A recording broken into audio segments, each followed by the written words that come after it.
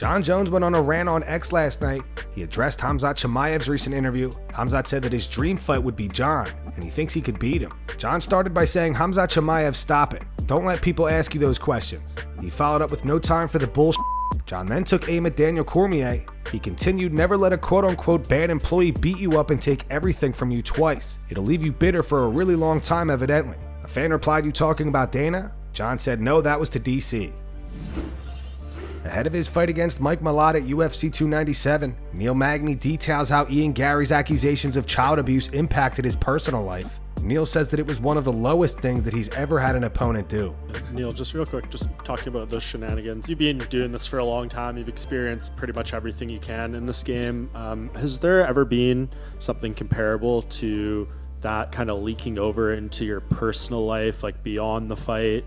Because I know like fighting to a degree is personal always, but that kind of went to a different level for you. Have you ever experienced anything even remotely close to that? Yeah, I mean, that definitely was something I never experienced throughout the course of my career, and I thought I experienced everything you could possibly imagine at this point when it comes to certain obstacles you will have in your way. I mean, I had to fight. I literally had to fly out the week that my first son was born to go to a fight. I literally had to miss my son's birthday for a fight. I mean, I literally had to endure the loss of my grandmother for a fight, the loss of my brother for a fight. I literally had to go through all these different lists of emotions over the course of my UFC career for the last 12 years now, and all these different things that came up, and I just had to like just find a way to deal with it and find a way to like make it through or whatever. But this past one was like really, really difficult, not because like what it did in the fight itself, but like what those comments meant for me outside of the cage, so to speak. It wasn't just a matter of like, all right, you win the fight, you lose the fight. It was actually no, like my ability to actually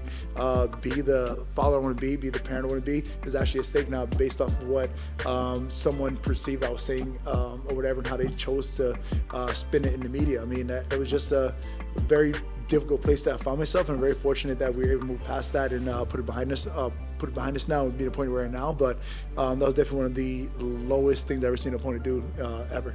To lack of better words, it's just a very crappy feeling because like I'm not sure if you guys ever went through it, but like going through a separation or whatever, it's like it's a list of emotions that you go through trying to process it all. Like, oh man, what happens next? What about this? What about that? And you're thinking worst case scenarios and all this other stuff. So to have something like that be taken out of context and have it be thrown in your face when it comes to ex-partners and like attorneys and all the nonsense, like it's just a very uneasy feeling of uncertainty. Like I know I can bounce back from a loss. How do I bounce back from like less time my kids or my kids getting taken away in general kind of thing? So to me, that was just like the worst possible feeling I can possibly have. Tom Aspinall says he'd be down to fight Alex Pereira at UFC 300. Alright, first question, mate. Whilst you're eating your turkey mince bolognese, would you like to fight Alex Pereira UFC 300? If he wants to, I will. But going on record and saying I'm not a bully. Don't bully smaller guys. But if the smaller guy wants to scrap, can't be him. Sean Strickland responds to Ian Garry saying he wants to fight him. Here's the thing, man. I think ranking should matter, you know, for like does he really want to fight me? He said it in the interview, says he wants to move up and fight you in a couple fights. Oh, what a what a like God, Ian Garry is such a dude. When you guys interview him, like, do you ever ask him, like, hey, like, you know, like, do you ever ask him, like, what are you gonna do when she's 60 and you're 40, and like, are you allowed to other women, like, what do you like? What a God, I hate that guy. I hate that guy so much. So is that a no, or?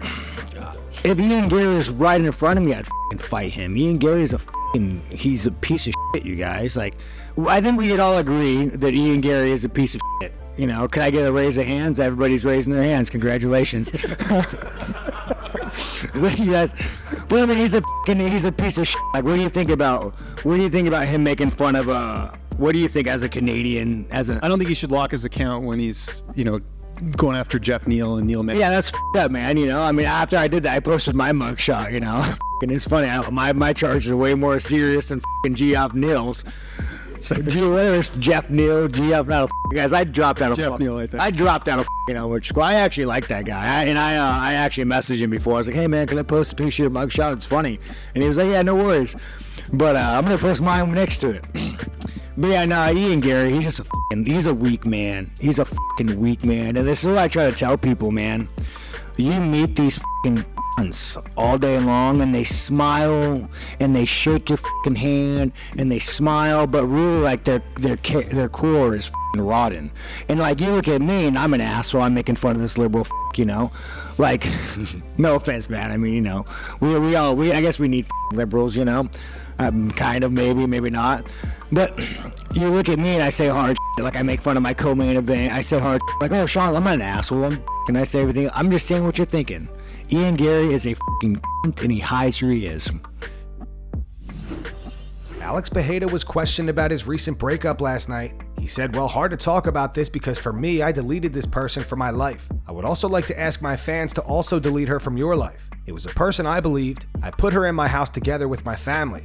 After all, I found out that she was married. Pereira's ex-girlfriend fired back. She posted this. She wrote, LOL, hurt men are really trying to invent whatever. Obviously, I was married in the past. Alex was too, but I got separated before I started a relationship with Alex. You guys are so stupid to think that I could move to the States having a husband. I broke up with Alex, by the way, and if I would start to speak about the reasons here, it wouldn't end good, guys. Peace out. Alex then posted a series of DMs to his Instagram story.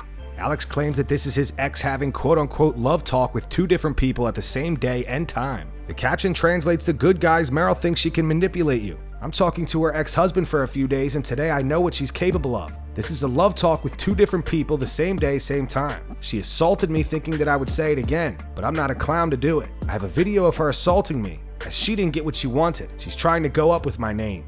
And that's going to wrap it up for the news. Thanks for watching. For daily MMA news and content, subscribe to Full Mount MMA and click the bell icon to be notified when we post videos. Here are the 3 top comments from last video. The first one's from Shelly9677. It says, Ariel saying I put Sean in his place is comedy gold. Joe Rogan should take note. Well, Sean is not banned from the show, even though I think I would be in my, in my rights to feel some sort of way because, he's talking about my wife and all that stuff last time. I didn't ultimately have any issues, and I thought that our back and forth the last time was fun when he was saying that I'm not the guy who goes to the bar with the boys to watch fighting, and I thought that I kind of put him in his place there, and it was all well and good. And you have to understand, like, that's just Sean, and I think he wants that type of interaction. The second one says, Ariel's the type of guy that invites controversial people on his show for views, and then complains about what they say. The final one's from Dr. Wife Pipe. It says, props to Ariel realizing that nobody comes to watch him for good content. Those were the 3 top comments from last video. If you want to be featured in the next one, all you have to do is comment down below. And if you missed yesterday's news, click the video on screen right now to get caught up.